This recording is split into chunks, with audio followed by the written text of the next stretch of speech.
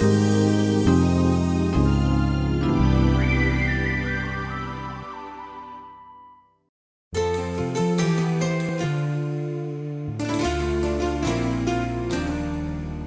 we walk through Stillwater, the first place we go into is the lodge. It's a living unit that can house up to 16 people on each side, normally has 14 or 15 on each side. This is the living area where we have our most intense medical needs. It's equivalent to acute care. It houses both children and adults, and the folks who live in here will have very significant health concerns. They may not be contagious, but they'll have things like tracheotomies where they are breathing through a hole in their neck or through a stoma. We have a higher level of staffing in this particular area than in the other 7 areas of the facility.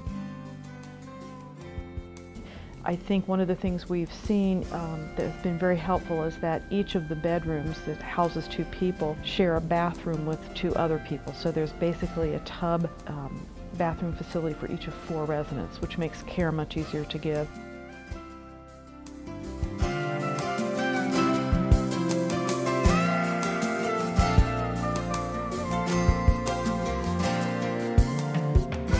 The next place that we're going to is the in-house classroom. The space we provide, but the staffing is actually provided through the Montgomery County Board of MRDD. And these are for the children who are not able to attend other school districts for whatever reason. And in this room, they get their educational or IEP kind of activities through the school year.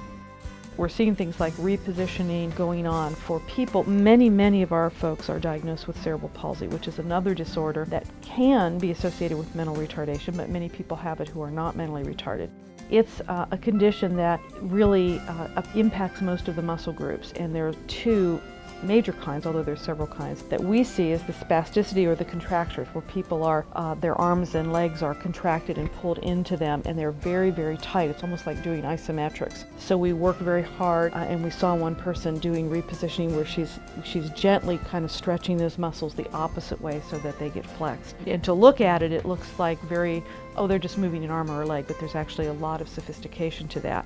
The other kind of movement is called athetoid movements, and that's where it almost writhes. The arms and legs writhe, and we see a young man being placed in a safe area where he can have that freedom of movement to stretch, but he's not going to get hurt. He's not going to kick a table or get bruised up. And so there's a lot of activities we do to strengthen and stretch muscles that in the opposite way.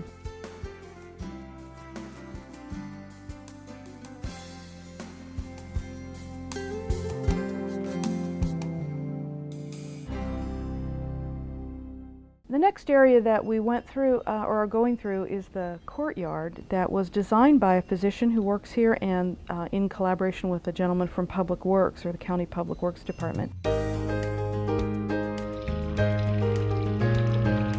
It's a very nice area where residents can go and they actually plant flowers. They can sit on the benches. We have a pond in there. There's lots of butterflies that come in.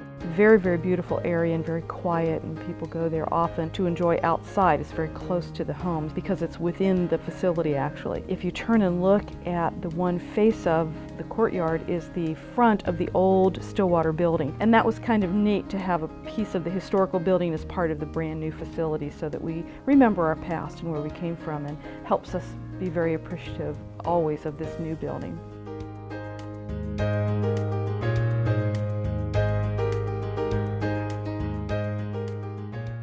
The coffee house that we saw the small group activity of making arts and crafts, they were making cards actually to send to Swaziland. The coffee house we use for on-ground small group activities. We have a Red Hat Club that meets, we have a small reading group that meets there, we have a men's group that meets in the coffee house, and we do special activities with coffees and teas and other beverages, and there's a patio they can go out on, but the recreation staff and other staff can bring residents in for small groups there.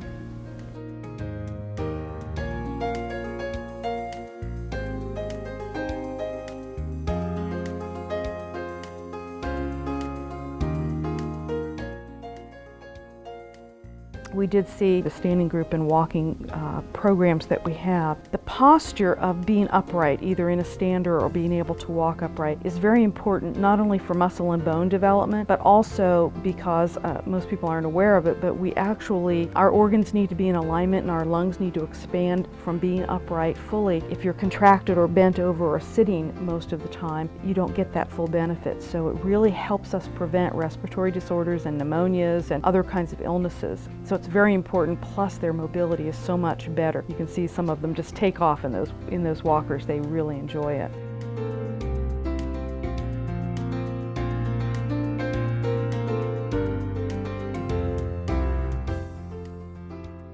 One of the programs that we do now is called Read With Me, or Reading to Residents, and a number of employees in the support positions go out every week and read to small groups of residents. And we find that that's very helpful in developing their communication and their attentiveness, plus they really enjoy it.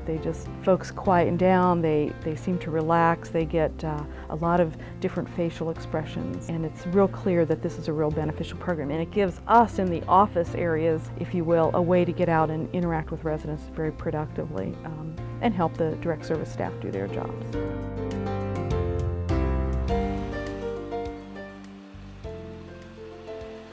We talked a little bit about the programs that people go to school, and they go to Montgomery County Board, they go to United Rehab Services, they go to a variety of places during the day, except for a handful that either stay here for school or retirement programs. And every day we do bus loading and bus unloading, and that's very important.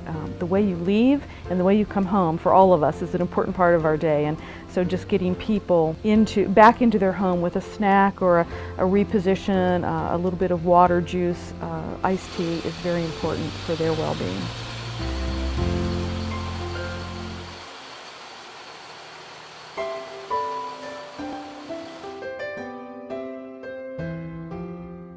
Our staff here, as we've seen direct service staff and nurses, and we've seen the occupational and physical therapy and their restorative aides, we've seen some of the recreation staff, and some of the indirect services, the housekeeping and dietary and laundry. They're our biggest resource. They're the reason we're as good as we are, and it's the services they provide and the skills and passion they bring to their job. Beyond the training we provide them, most of the staff come with hobbies and interests and passions for things that they bring to the residents, and we see that they bring life into and get recharged from our residents.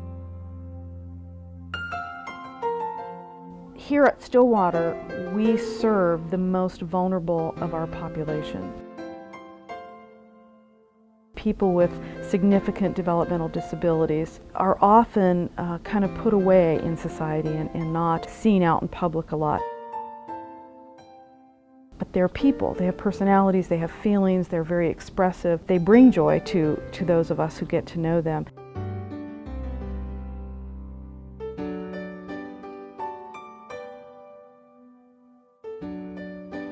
The staff that come here tell me repeatedly they stay here because you just fall in love with the residents, because they give back as much as we're giving to them. And it's just super that we have a facility like Stillwater in our community that helps families and helps the community and also helps the people. It's a very, very wonderful place to be a part of.